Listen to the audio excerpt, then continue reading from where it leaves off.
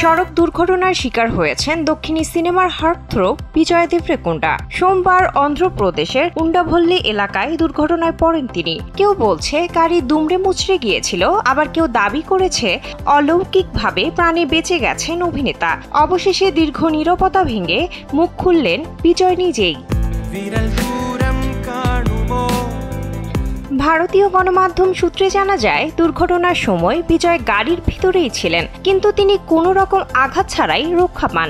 সোমবার নিজের ইনস্টা অ্যাকাউন্টে একটি স্ট্যাটাস শেয়ার করেন বিজয়। সেখানে তিনি লেখেন, সব ঠিক আছে, গাড়িতে একটু ধাক্কা লেগেছে, তবে আমরা সবাই একদম ভালো আছি। জিমে গিয়ে স্ট্রেংথ ওয়ার্কআউট করলাম এবং বাড়ি ফিরে এলাম।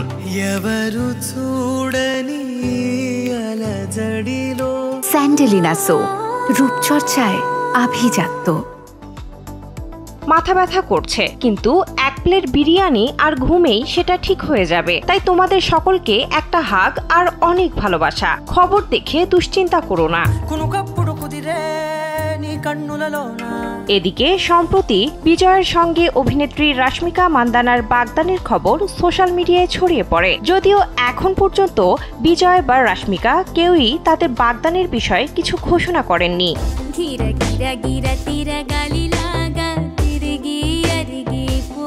তবে প্রকাশিত এক ভিডিওতে দেখা যায় বিজয়ের সঙ্গে তার ভাই অভিনেতা আনন্দ দেবরেকোন্ডা এবং তাদের বাবা মা পুট্টাপার্থীর মন্দিরে। ভিডিওতে ভক্তদের চোখে পড়ে বিজয়ের বাগদানের আংটি, যা নিয়ে আরো চর্চা শুরু হয়েছে সোশ্যাল মিডিয়ায়। বিনোদন ডেস্ক, কালবেলা।